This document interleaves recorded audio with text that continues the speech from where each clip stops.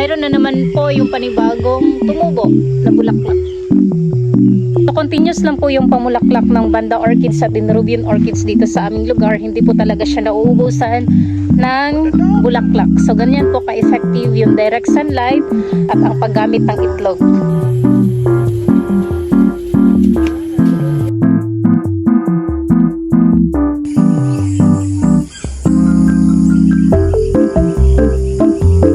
Good day and welcome sa panibago namang episode ng aming channel. Ako nga po pala ulit si Jane Countryside. So for today's video is mag-focus naman po tayo sa orchid. I-share ko po sa inyo yung mga natutunan ko or yung mga traditional way na ina-apply namin sa aming orchids, kung paano po ba pabulaklakin agad or mapabulaklak ulit ang ating mga orchids.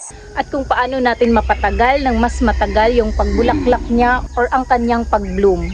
At kung paano dapat yung pag-aalaga niya para maging healthy ang ating mga orchids. So bago pa tayo pumunta sa ating topic, sa mga bago pa lang sa ating channel, huwag niyo po kalimutan ang mag-like, share, and subscribe. And pakihit na rin po ng notification bell para updated kayo sa mga susunod pa naming mga videos.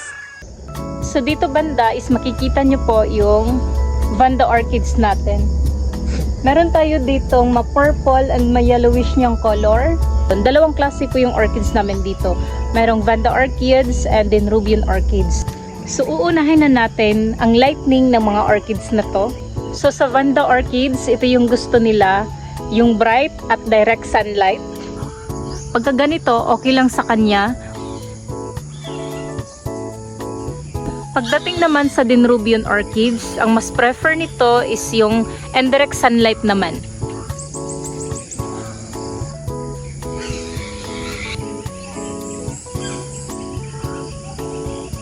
Pagdating naman po sa pagwawater ng ating mga orchids, mga around 7 AM, yung may sunlight na, is nag-a-apply na po kami ng water. Pagdating naman sa kung paano pabulaklakin ang orchids, once a month or twice a month, sa 4 to 5 liters ng tubig is naglalagay ako ng isang itlog.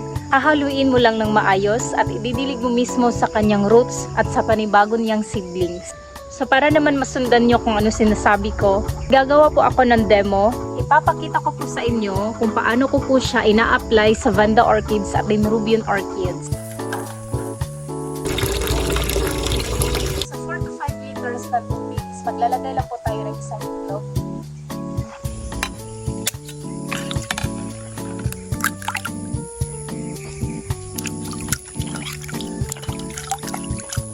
Haluin mo lang po yan ng maigi.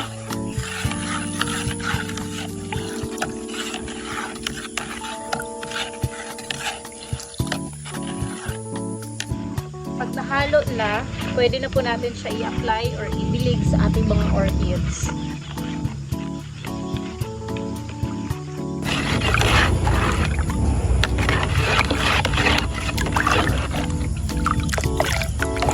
Sa pagwa-water po ng ating mga Denerubian or Vanda orchids is dapat po direct po sa kanyang roots or sa bago niyang saha or seedlings.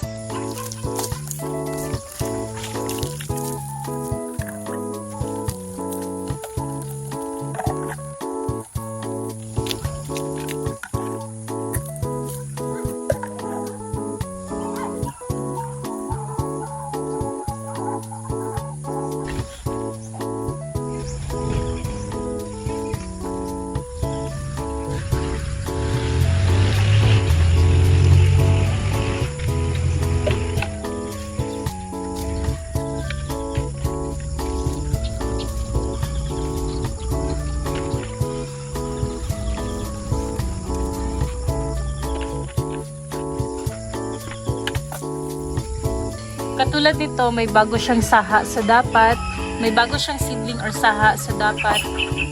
Lagyan din po natin ng water.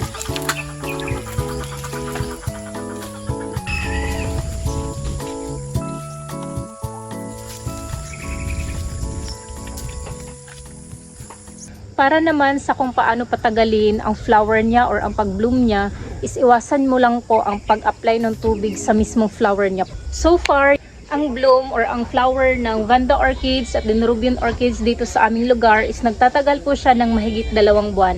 So para mas maintindihan nyo po, ipapakita ko po kung ano yung sinasabi ko.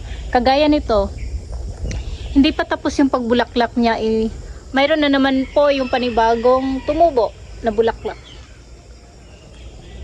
So continuous lang po yung pamulaklak ng Banda Orchids at Denrubian Orchids dito sa aming lugar. Hindi po talaga siya nauubusan ng bulaklak. So ganyan po ka-effective yung direct sunlight at ang paggamit ng itlog.